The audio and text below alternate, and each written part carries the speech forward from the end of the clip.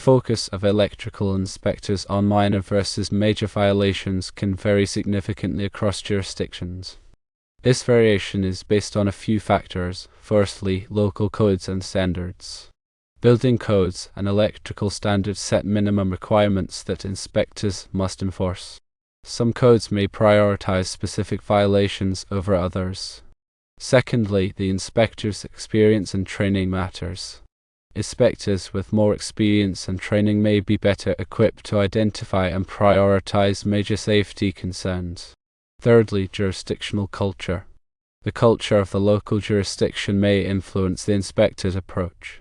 Some areas may have a reputation for being more lenient, while others may be stricter. Inspectors typically focus on wiring practices, which includes neatness, compliance with wire routing requirements, proper support, and adequate wire size. Circuit protection is another focus area, including proper sizing and coordination of circuit breakers or fuses, as well as arc fault and ground fault protection.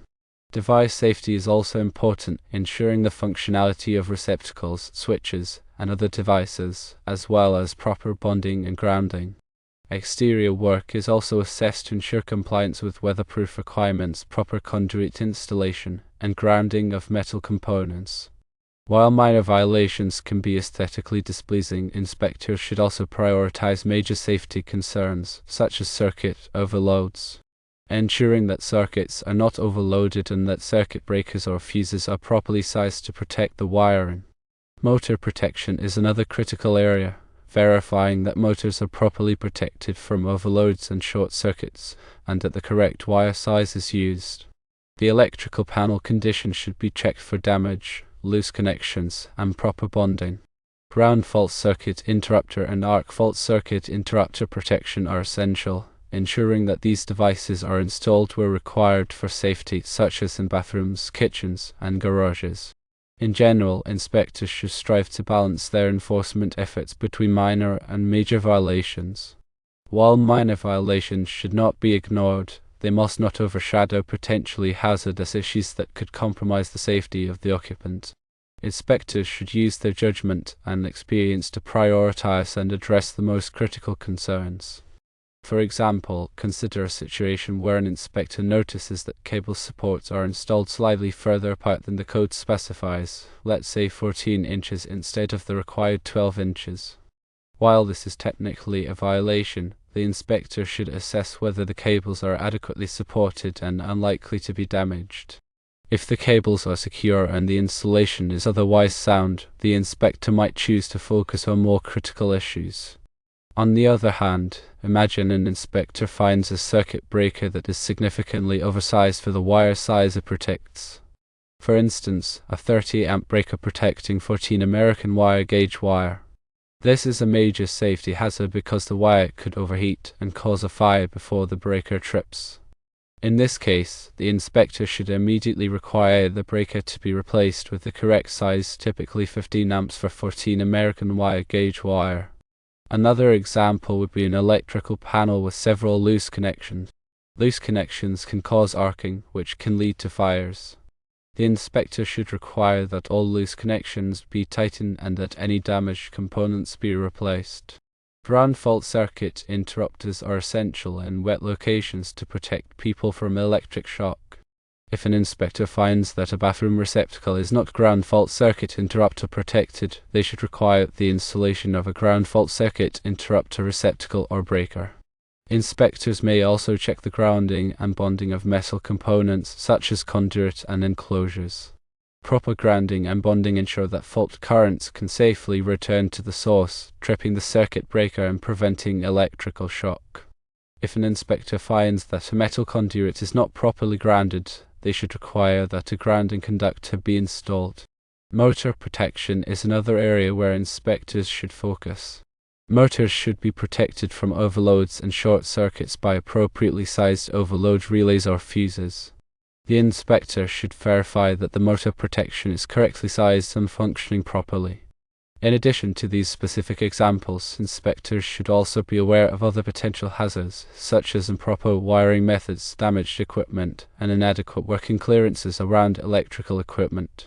Ultimately, The goal of an electrical inspection is to ensure that the electrical installation is safe and compliant with the applicable codes and standards. Inspectors should use their knowledge and experience to identify and address any potential hazards, prioritizing those that pose the greatest risk to life and property. There are several resources available to assist electrical inspectors in performing their duties. These include, firstly, the National Electrical Code, which is a comprehensive set of standards for electrical installations. Secondly, the local building codes, which may contain additional requirements specific to the jurisdiction.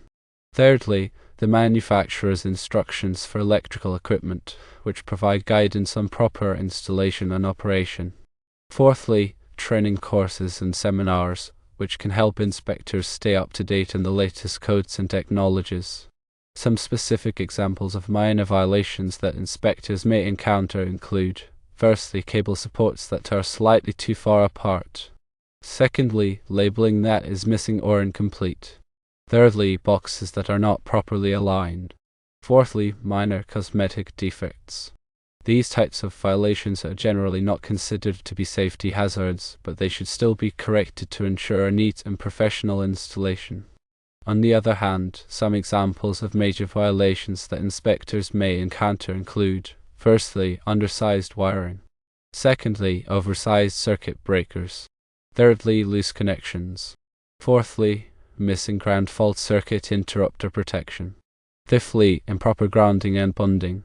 Sixthly, damaged equipment. Seventhly, inadequate working clearances. These types of violations can pose a significant risk to life and property, and they should be addressed immediately. The National Electrical Code, or NEC, is a widely adopted standard for electrical installations in the United States. It provides detailed requirements for wiring methods, overcurrent protection, grounding, and other aspects of electrical safety.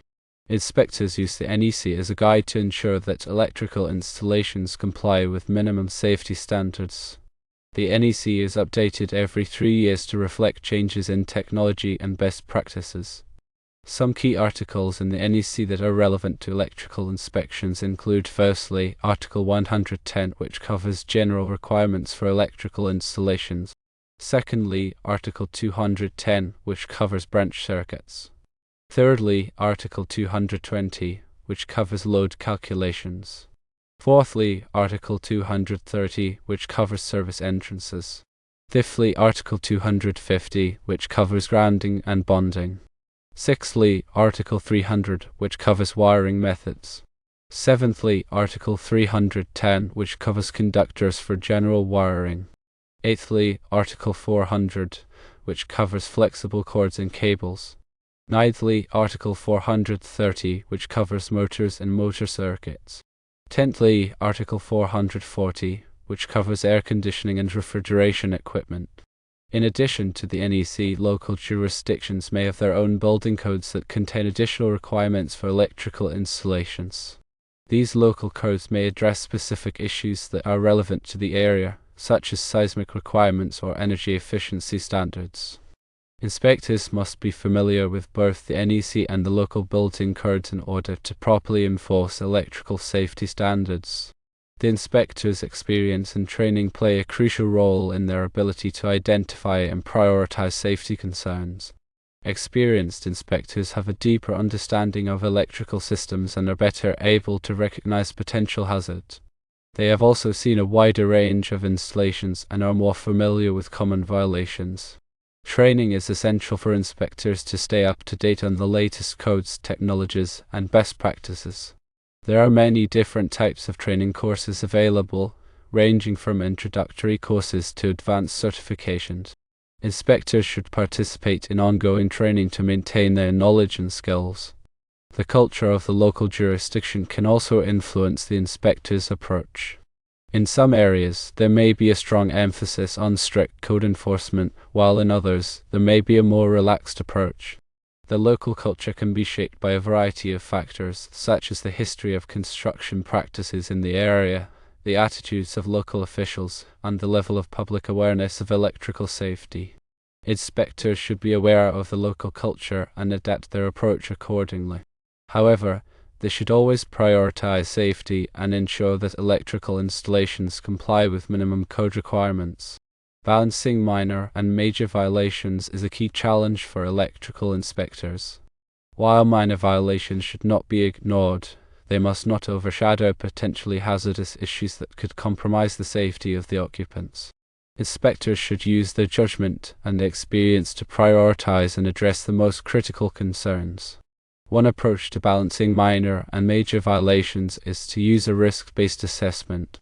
This involves evaluating the likelihood and severity of potential hazards associated with each violation. Violations that pose a high risk should be addressed immediately, while those that pose a low risk can be addressed later. Another approach is to focus on educating contractors and homeowners about common violations. By providing clear and concise information, inspectors can help to prevent future violations and improve the overall quality of electrical installations. Ultimately, the goal of an electrical inspection is to ensure that the electrical installation is safe and compliant with the applicable codes and standards. Inspectors should use their knowledge and experience to identify and address any potential hazards, prioritizing those that pose the greatest risk to life and property. Examples of NEC code violations and what the inspector would do include, but are not limited to, 110.3b, which covers equipment must be installed and used according to the manufacturer's instructions. Inspector action ensure equipment is used only for its listed purpose. 110.14 New terminal temperature ratings. Conductors must be suitable for the termination temperature of the equipment. Most breakers, for example, are rated for 75 degrees Celsius. If using 90 degrees Celsius wire, it must be derated to the 75 degrees Celsius ampacity. Inspector action verify proper conductor sizing and termination methods are used. 110.26 Working space about electrical equipment. Adequate working space must be maintained around electrical equipment. Inspector action ensure sufficient space for safe operation and maintenance. 200.4 Neutral conductors. A grounded conductor must be identified. Inspector action check for proper color coding and identification of neutral conductors, typically white or gray. 210.8 Ground fault circuit interrupter protection. Ground fault circuit interrupter protection is required in dwelling units, bathrooms, garages, and other areas. Inspector action verify that ground fault circuit interrupters are installed in required locations. 210.12 Arc fault circuit interrupter protection. Arc fault circuit interrupter protection is required in dwelling units.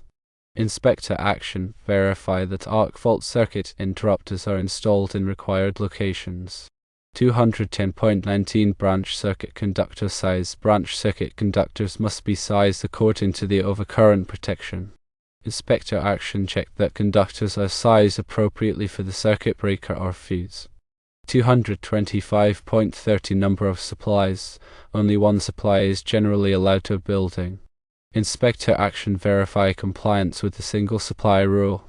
230.70 Location of disconnecting means. The service disconnecting means must be readily accessible.